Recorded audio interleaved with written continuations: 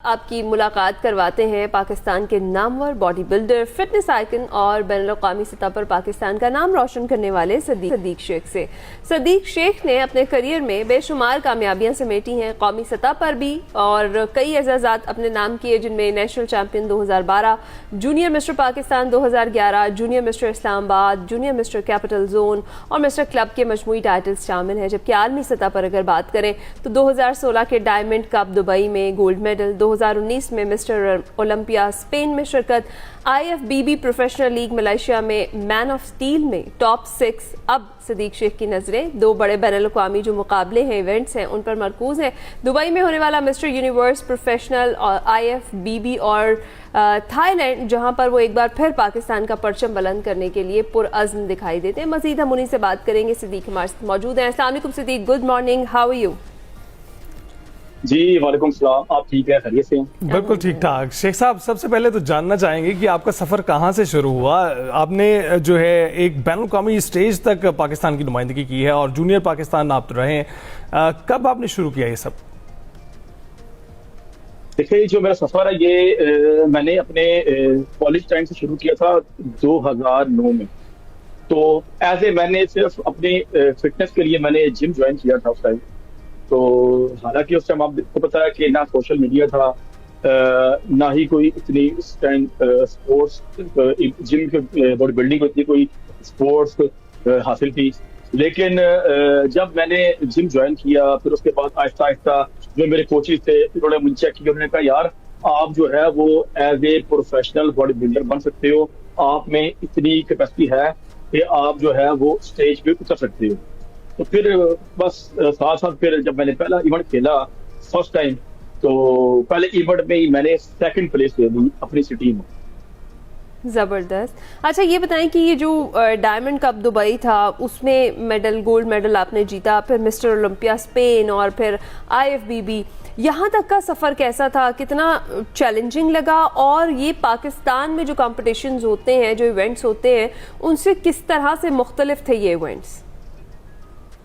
देखिए कि आपको इंटरनेशनल क्वालिफाई करने के लिए सबसे पहले अपनी सिटी से स्टार्ट लेते हैं, फिर प्रोविंशियल लेवल, फिर नेशनल लेवल, फिर पाकिस्तान में, फिर आपको सिलेक्ट किया जाता है टीम के साथ। उसके बाद फिर आप जो है वो इंटरनेशनल स्टेज पे जो है वो पार्टिसिपेट करते हैं।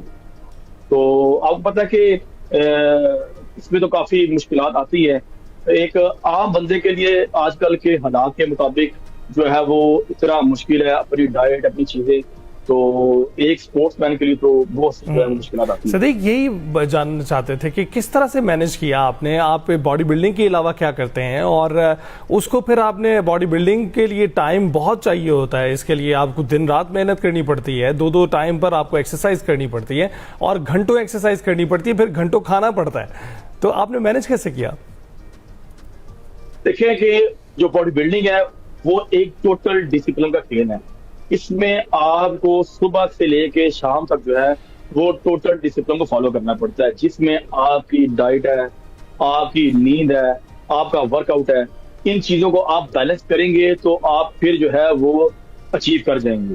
तो जो आप ये कह रहे हैं कि इंटरनेशनल लेवल, ये मुझे सपोर्ट है, वो मेरी फैमिली ने मुझे बहुत सपोर्ट की, मेरे अब्बू ने मुझे बहुत सपोर्ट की स्टार्ट में ही, क्योंकि वो चाहते थे कि जो है वो मैं जो है वो पाकिस्तान का जो नाम है वो पूरी दुनिया में जो है वो रोशन करूं। राइट। अच्छा, ये बताइए कि जिस तरह हम जिक्र कर रहे हैं, ट्रेनिंग जो आपका शेड्यूल है वो क्या है? कितनी देर तक आपको जो टाइम जो है वो जिम में स्पेंड करना पड़ता है? और दूसरा ये कि डाइट का जो है वो बॉडी बिल्डिंग में कितना किरदार है?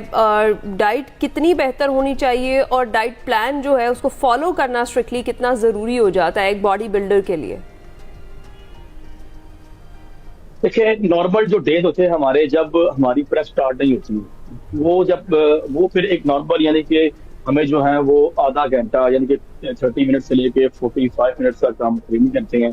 जैसे ही हमारी प्रेप स्टार्ट होती है, जैसे कि अब मेरी प्रेप स्टार्ट है, तो फिर उसमें हम ये करते हैं कि हमारी जो वर्कआउट प्लान है वो ज्यादा हो जाता है। उसमें हम तकरीबन 1.5 आवर जो है उसको करते हैं, फिर 2 टाइम से चले जाते हैं। उसके बाद फिर स्पेशल डाइट आ जाती है हमारी। नॉर्मल दिनों में तो चले आप जो मर्जी खाएं, वो मसला नहीं है, लेकिन जब प्रेप स्टार्ट होती है तो उसमें आपको काफी चीजों से, काफी डाइट से वो अवॉइड करना पड़ता है।